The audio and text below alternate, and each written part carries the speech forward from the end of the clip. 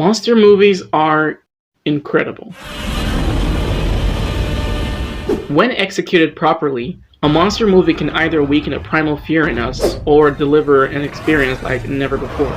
And as a lover of these types of movies, imagine my excitement when I saw the trailer for The Sea Beast. I was instantly hooked. This movie was Pirates of the Caribbean meets How to Train a Dragon. It was peak. Up until I watched the actual movie. Sea Beast is an animated movie about a world full of monsters which are hunted down by humans, but as it turns out, the monsters are actually not violent but are instead misunderstood. Wait a minute, I mixed up the clips. Right, this is the Sea Beast. If you thought Sea Beast and How to Train a Dragon have the exact same plot, then congratulations, you're a certified genius. But having the exact same plot as How to Train a Dragon doesn't make Sea Beast a bad movie. What does is its execution. Whereas How to Train a Dragon was a movie with a well thought out world and believable monsters, Sea Beast was the exact opposite. And the frustrating thing about Sea Beast is that it had so much potential. This movie could have given us a world we've never seen before. It had grand sea battles, pirates versus monsters, spectacle on a massive scale. How do you mess that up? Well, Sea Beast found a way. And today, I'll be talking about how this 2022 Netflix movie fumbled its monster world and how it could have been so much better.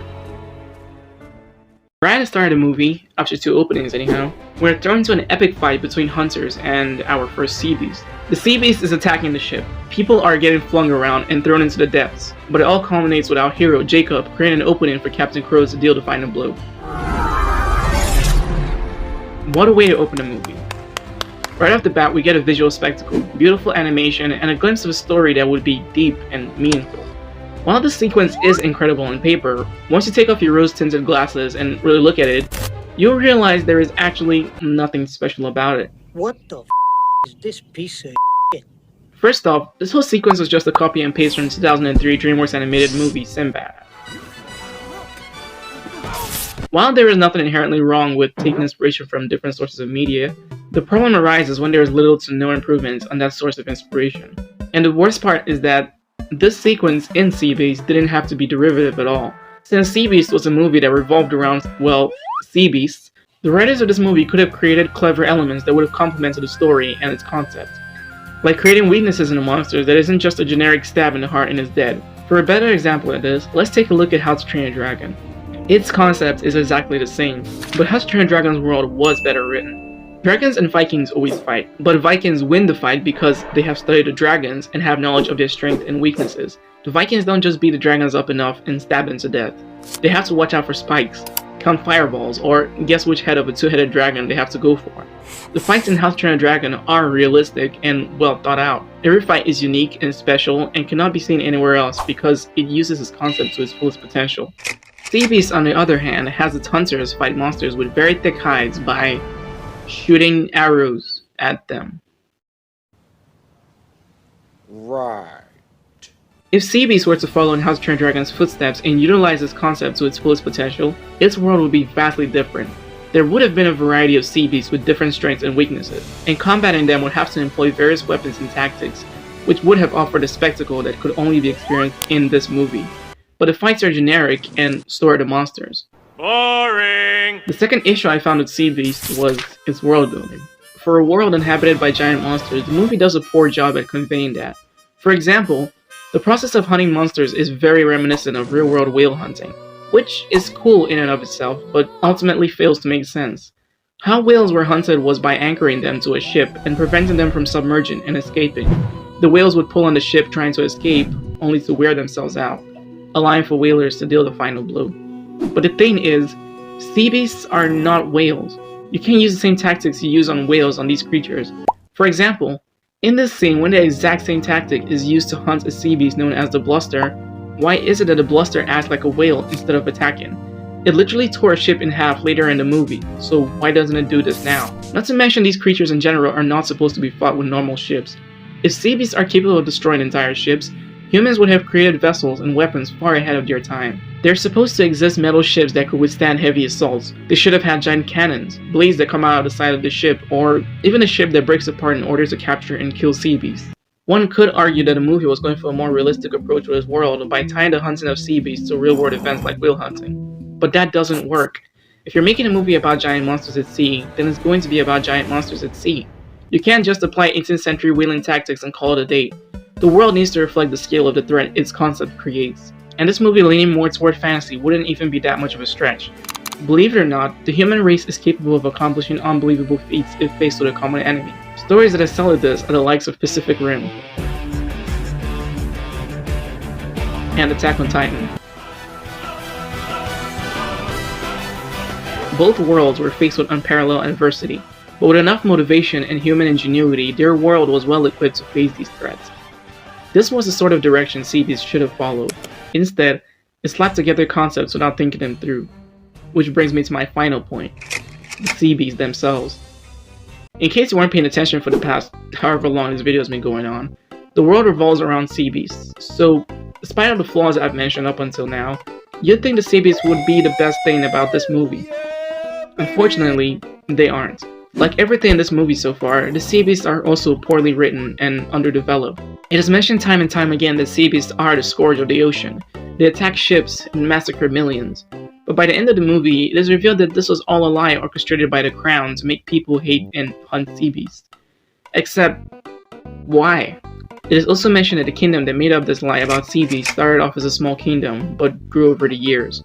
Again, how?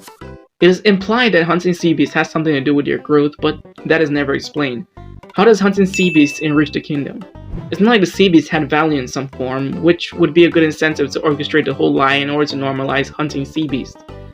But no, each time a sea beast is killed, or as far as the movie has shown, they are left to sink to the bottom of the ocean, so the theory of harvesting sea beasts for riches is out of the question. Also, the second main lead, Macy, said that if the sea beasts were left alone, they'd in turn leave us alone. But again, that doesn't make sense.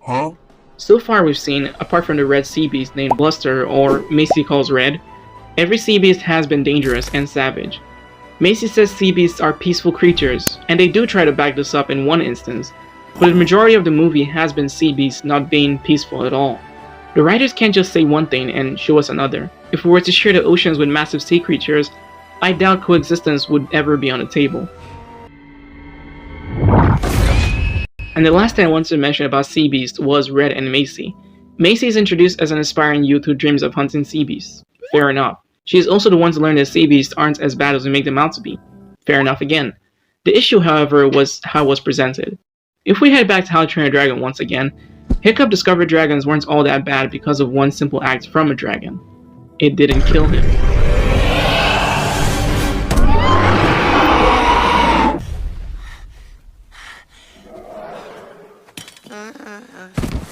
So how did Macy discover, and this is with big quotes, that all sea beasts weren't bad?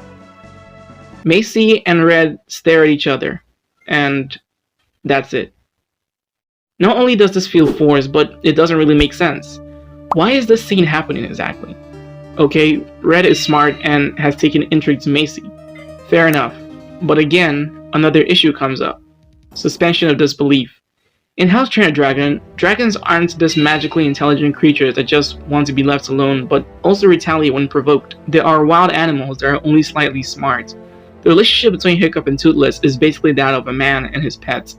While dragons are smarter than your average house pet, they are still animals.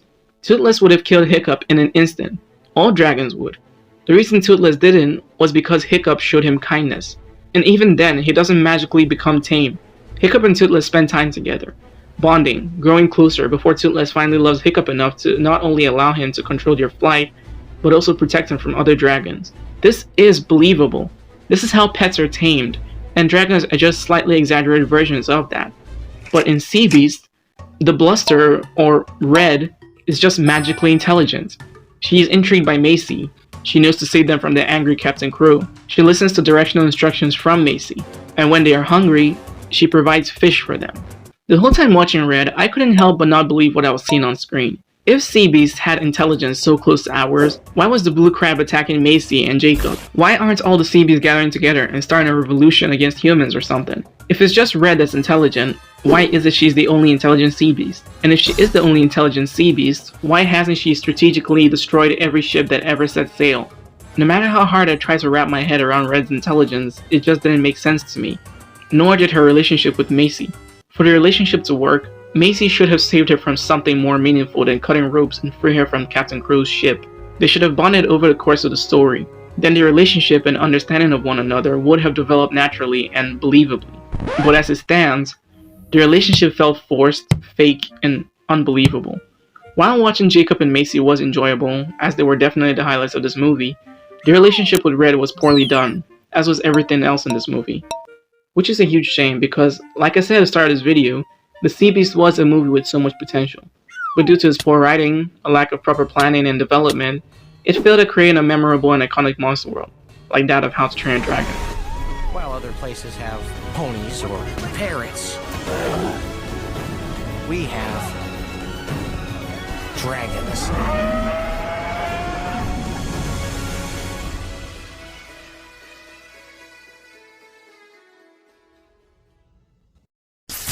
Hello there, thanks for watching. If you enjoyed the video, then like, subscribe, and hit the notification bell. Also, don't forget to check out my book. With all that being said, take care of yourselves, take care of the earth, have a wonderful rest of your day, and hopefully, I will see you next time.